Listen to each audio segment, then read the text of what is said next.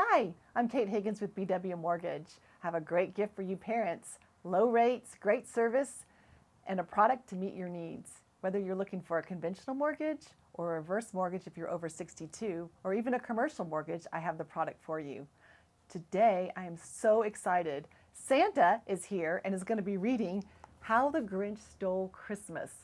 But can you really steal Christmas? Because isn't Christmas in your heart? Can't wait for you to hear Santa read this story.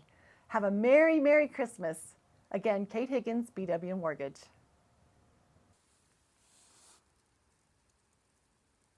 Ho, ho, ho, ho, ho, ho. Girls and boys and moms and dads and cats and dogs and all the animals and all my elves, Merry Christmas to you.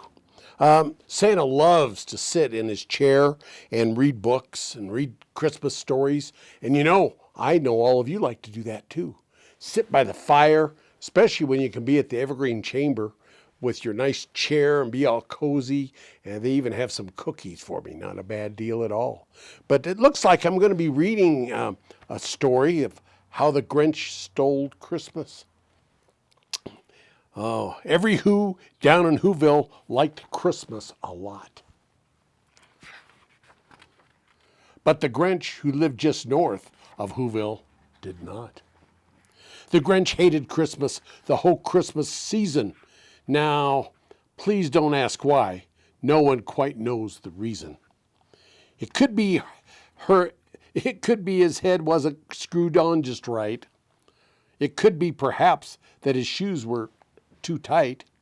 But I think the most likely reason of all may have been his heart was 2 sizes too small.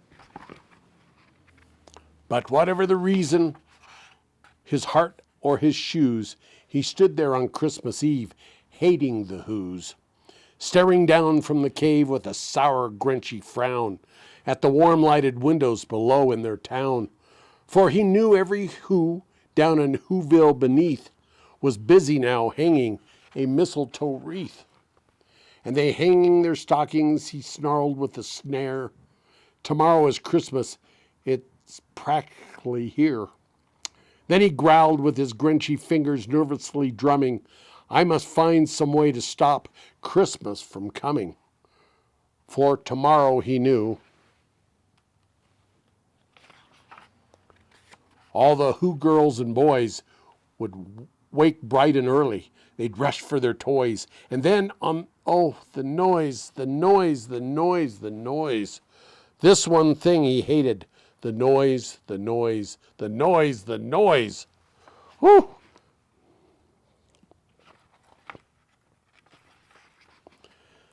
Then the Whos, young and old, sit down to a feast.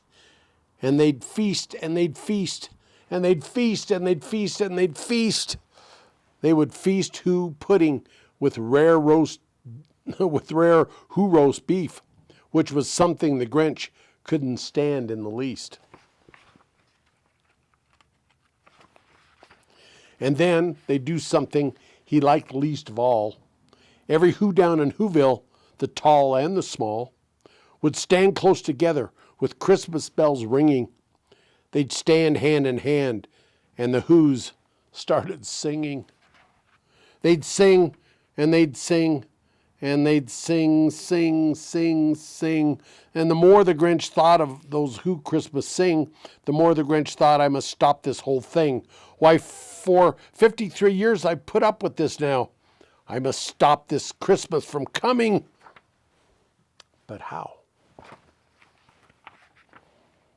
Well, then he got an idea, an awful idea.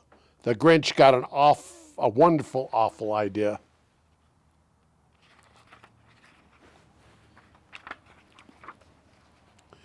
I know just what to do, the Grinch laughed in his throat, and he made a quick Santa Claus hat and a coat. And he chuckled and clucked. What a great Grinchy trick. With this coat and this hat, I look just like St. Nick. All I need is a reindeer, the Grinch looked around. But since reindeers are scarce, there was none to be found. Did that stop the old Grinch? No, the Grinch simply said, if I can't fight a reindeer, I'll make one instead. So he called his dog Max. Then he took some red thread and he tied a big horn on the top of his head. Then he loaded some bags and some old empty sacks on a ramshackle sleigh, and he hitched up old Max. Then the Grinch said, "Giddy up!" and the sleigh started down toward the homes where the Who's lay a snooze in their town.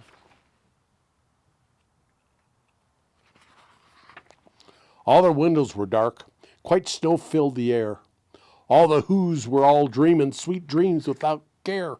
When he came to the first little house on the square, "This is stop number 1, the old Grinchy Claus hissed, and he climbed to the roof, empty bags in his fist.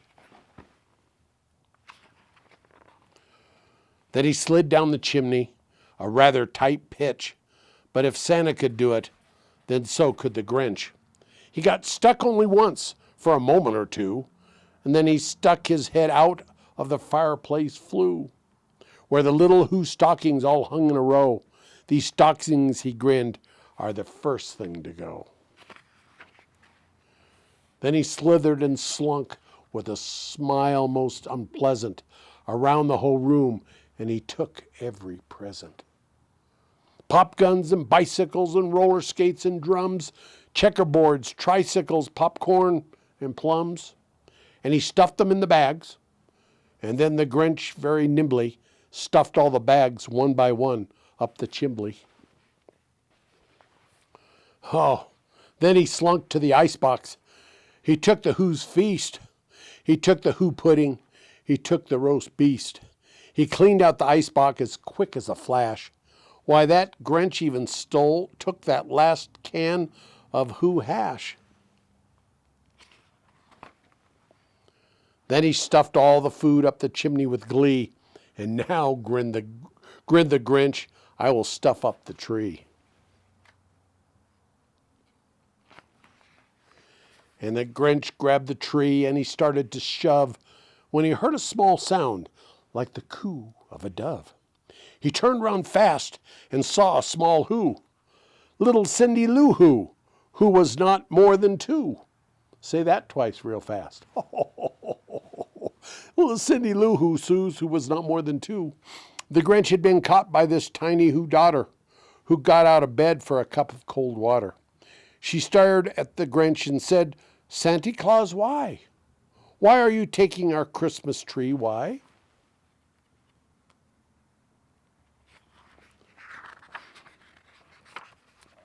But you know old Grinch was so smart and so slick, he thought up a lie, and he thought it up quick. "Why, my sweet little tot," the fake Santa Claus lied, "there's a light on the tree that won't light on one side.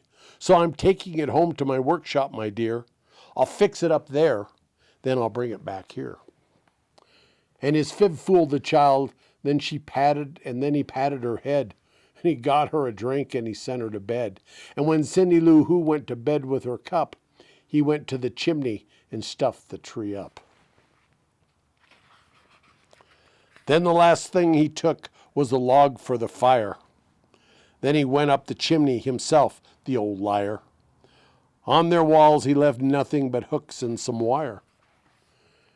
And the one speck of food that he left in the house was a crumb that was too small for even a mouse.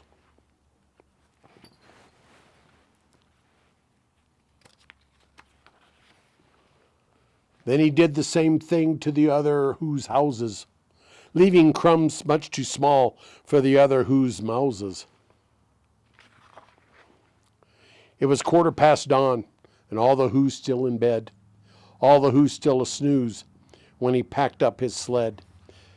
Packed it up with their presents, their ribbons, their wrappings and tags and tinsels and trimmings and trappings. 3,000 feet up the side of Mount Crumpet, he rode with his load to the tip-top to dump it. Pooh-pooh to the Who's, he was Grinchlessly humming. They're finding out now that no Christmas is coming. They're just waking up, I know it, just what they'll do. Their mouths will hang open a minute or two. Then the Who's down in Whoville will cry, all cry, boo-hoo.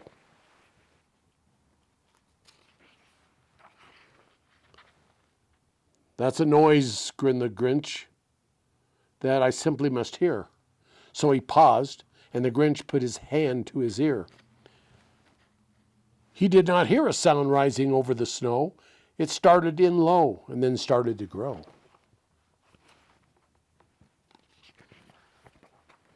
But the sound wasn't sad. Why, this sound sounded merry. It couldn't be so, but it was merry very. He stared down at the Whoville. The Grinch popped his eyes. Then he shook. When he saw was a shocking surprise.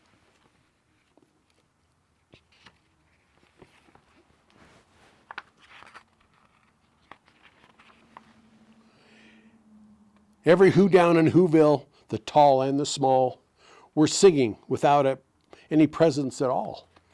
He hadn't stopped Christmas from coming. It came. Somehow or other, it came just the same. And the Grinch, with his great feet ice cold in the snow, stood puzzling and puzzling. How could it be so? It came without ribbons. It came without tags. It came without packages, boxes, or bags. And he puzzled 3 hours till his puzzler was sore. Then the Grinch thought of something he hadn't before. Maybe Christmas, he thought, doesn't come from a store. Maybe Christmas, perhaps, means a little bit more. And what happened then? Well, in Whoville they say that the Grinch's small heart grew 3 sizes that day. And the minute his heart didn't feel quite so tight, he whizzed with his load through the bright morning light, and he brought back the toys and the food and the feast. And he himself, the Grinch, carved the roast beast. That is a great story. The Grinch can even be a nice guy if you let him.